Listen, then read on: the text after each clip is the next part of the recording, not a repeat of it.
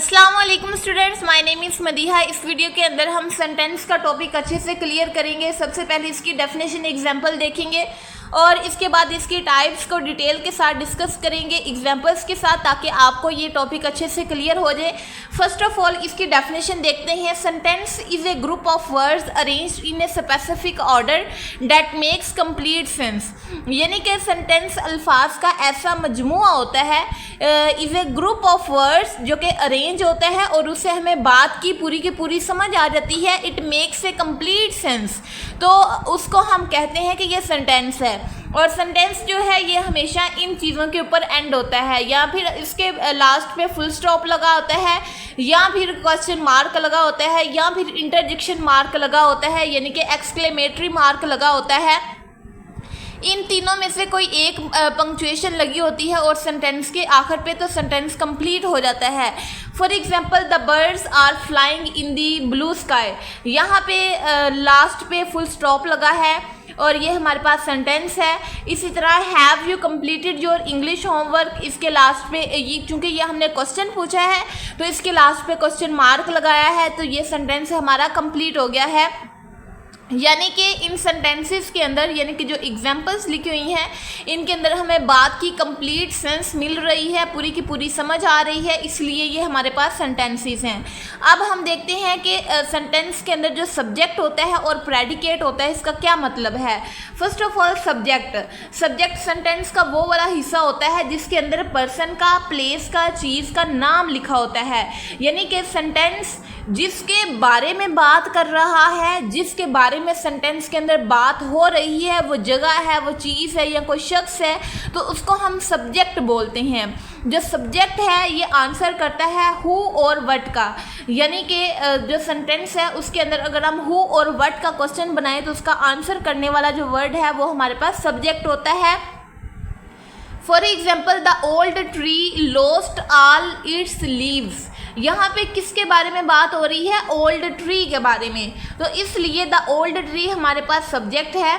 इसी तरह आगे वाली एग्जांपल है Ali and Usman went to the library. तो यहाँ पे किसके बारे में बात हो रही है? बात हो रही है अली और उस्मान के बारे में, तो ये है हमारे पास सब्जेक्ट। इसी तरह जो प्रेडिकेट है हमारे पास, प्रेडिकेट हम उसको कहते हैं सेंटेंस का वो वाला हिस्सा जो कि हमें सब्जेक्ट के बारे में बताता है। सब्जेक्ट हमने देख लिया और अब सब्जेक्ट के बारे में जो बात हो रही है वो हमारा प्रेडिकेट होगा। और प्रेडिकेट के अंदर वर्ब यानी कि एक्शन स्टेट का होना लाजमी है, एक्शन या स्टेट का। यानी कि जो प्रेडिकेट है उसके अंदर वर्ब होना ज़रूरी है और ये सेंटेंस का वो हिस्सा होता है जो कि हमें सब्जेक्ट के बारे में बता रहा होता है।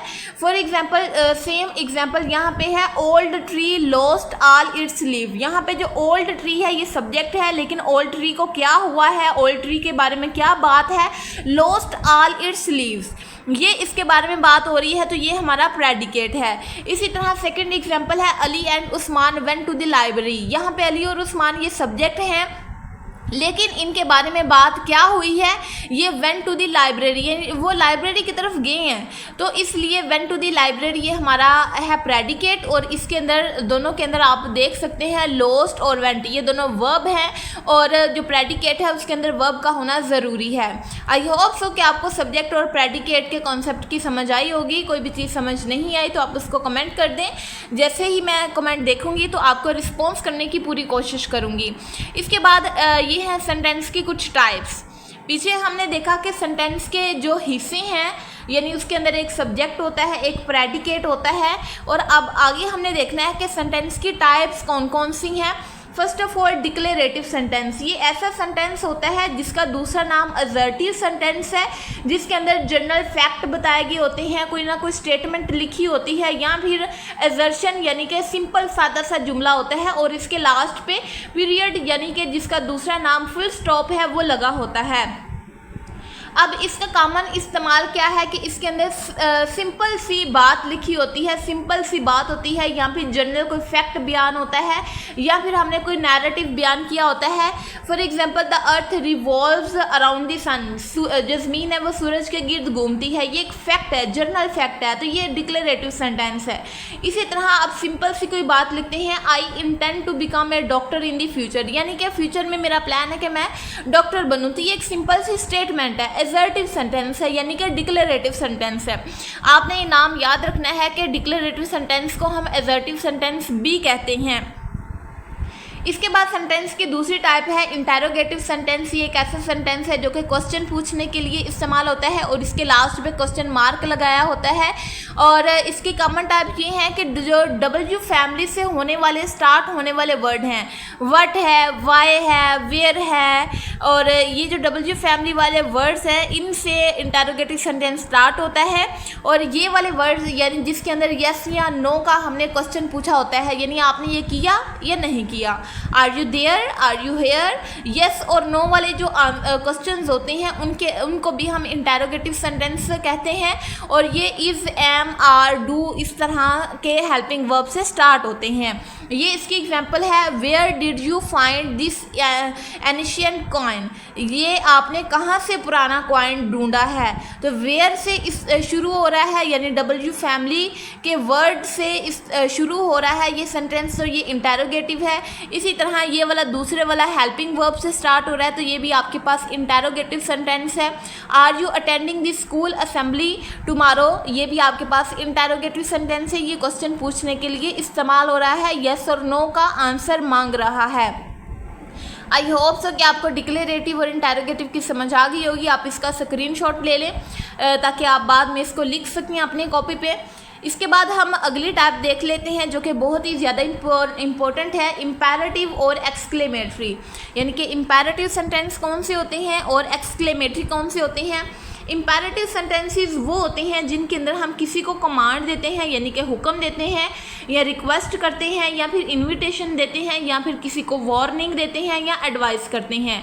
तो ये वर्ड आपने याद कर लेने हैं कि इम्पेरेटिव जो सेंटेंस है उसके अंदर कमांड, रिक्वेस्ट, इन्विटेशन, वार्निंग और एडवाइस होती है। और इसके अंदर जो सब्जेक्ट होता है वो हिडन होता है, यानी कि सब्जेक्ट हम डायरेक्टली नहीं लिखते। वैसे ही इम्पेरेटिव सेंटेंस में जो सब्जेक्ट होता है वो अंडरस्टूड होता है। For example, please maintain complete silence in the corridor, यहाँ पे जिसको मैं कह रही हूँ उसका मैंने नाम नहीं लिया, सिर्फ मैंने ये कहा है कि please maintain the complete silence in the corridor. तो यहाँ पे जिसको मैं कह रही हूँ वो सब्जेक्ट है और सब्जेक्ट अंडरस्टूड है, ये हिडन है। तो ये एक खासियत है, ये एक करेक्टर है इम्पेरेटिव सेंटेंसेस का कि इनमें जो सब्जेक्ट होता है वो अंडरस्टूड होता है, हिडन होता है। और इसके लास्ट पे हम या तो हम पीरियड लगाते हैं यानी कि फुल स्टॉप लगाते हैं, या फिर एक्सक्लेमेशन मार्क लगाते हैं अगर हमने स्ट्रॉन्ग कमांड या फिर इमोशन को ज़ाहिर किया हो तो। आई होप सो कि आपको इम्पेरेटिव सेंटेंस समझ आ गया होगा। इसके बाद एक्सक्लेमेटरी सेंटेंस बताती हूँ। एक्सक्लेमेटरी सेंटेंस वो होती हैं जिसके अंदर आप अपनी स्ट्रॉन्ग, सडन और इंटेंस इमोशंस को ज़ाहिर करते हैं, यानी कि ये सेम इंटरजेक्शन वाला टॉपिक है।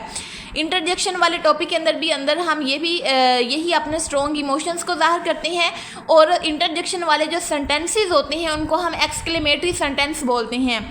For example, what are splendid performance they gave. तो यहाँ पे स्प्लेंडिड परफॉर्मेंस ये आप अपनी इमोशन को शो कर रहे हैं, तो ये आपके पास एक्सक्लेमेटरी सेंटेंस है और इसके लास्ट पे आपने इंटरजेक्शन मार्क लगाया, यानी कि एक्सक्लेमेटरी मार्क लगाया है। अब इसका जो कॉमन स्ट्रक्चर है वो ये है कि ये हमेशा व्हाट और हाउ के वर्ड से स्टार्ट होता है, यानी कि जो एक्सक्लेमेटरी सेंटेंसेस होते हैं वो इन दो अल्फाज व्हाट और हाउ इनसे ज़्यादातर स्टार्ट होते हैं। तो जब भी व्हाट और हाउ से कोई सेंटेंस स्टार्ट हो रहा है और उसके लास्ट पे एक्सक्लेमेशन मार्क लगा है तो वो आपके पास एक्सक्लेमेटरी सेंटेंस होगा। आई होप सो कि ये भी आपको क्लियर हो गया होगा। इसका भी आप स्क्रीनशॉट ले लें। इसके बाद आगे हम देखते हैं सिंपल और कंपाउंड सेंटेंस को। ये जो मैंने आपको सेंटेंस की टाइप्स बताई है ना, इम्पेरेटिव, एक्सक्लेमेटरी और डिक्लेरेटिव और इंटेरोगेटिव, ये सेंटेंस की टाइप्स हैं फंक्शन के हिसाब से, यानी जो सेंटेंस हैं वो क्या क्या काम करते हैं। अब आगे जो मैं आपको टाइप्स बताने लगी हूँ, सिंपल, कंपाउंड, कॉम्प्लेक्स और कंपाउंड कॉम्प्लेक्स, ये सेंटेंस की टाइप्स हैं स्ट्रक्चर के हिसाब से, यानी सेंटेंस का स्ट्रक्चर क्या होता है, किस तरीके से सेंटेंस बनता है। तो सबसे पहले है सिंपल सेंटेंस। ये सिंपल सा सेंटेंस होता है, इसके अंदर सिर्फ एक इंडिपेंडेंट क्लास होती है। क्लास का मतलब है कि जिसमें एक सब्जेक्ट और एक वर्ब हो, तो वो आपके पास क्लास होती है। और जिस सेंटेंस के अंदर सिर्फ एक ही इंडिपेंडेंट क्लास हो तो वो आपके पास सिंपल सेंटेंस है। अब इंडिपेंडेंट क्लास का मतलब ये है कि ऐसी क्लास जो अपना फुली मीनिंग कन्वे कर रही होती है, यानी उसका फुली मीनिंग हमें समझ आ रहा होता है, उसको अपना फुली मीनिंग कन्वे करने के लिए किसी और क्लास की ज़रूरत नहीं पड़ती, तो वो होती है आपके पास इंडिपेंडेंट क्लास। तो सिंपल सेंटेंस के अंदर सिर्फ एक इंडिपेंडेंट क्लास होती है और उसके अंदर एक सब्जेक्ट और एक वर्ब होता है। इसकी एग्जाम्पल ये है, the students completed there science project. ये एक सिंपल आपके पास सेंटेंस है और ये सिंपल इसके अंदर एक इंडिपेंडेंट क्लास है, एक ही सब्जेक्ट है, एक ही वर्ब है, सो इसलिए आपके पास सिंपल सेंटेंस की एग्जाम्पल है। इसके बाद दूसरी टाइप है स्ट्रक्चर के हिसाब से सेंटेंस की, वो है कंपाउंड सेंटेंस। कंपाउंड सेंटेंस के अंदर क्या है, दो या दो से ज़्यादा इंडिपेंडेंट क्लासेस होती हैं।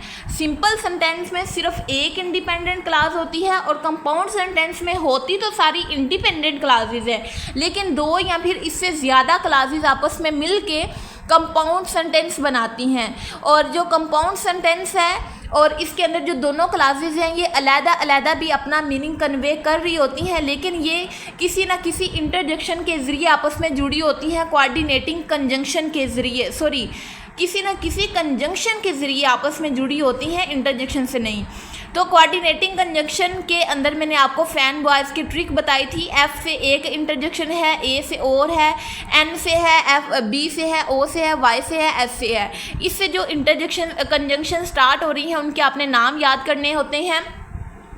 और ये कोऑर्डिनेटिंग जो कंजंक्शन है इससे मिल के जो दो क्लासेस आपस में जुड़ती हैं वो कंपाउंड सेंटेंस बनाती हैं और वो दोनों इंडिपेंडेंट क्लासेस होती हैं।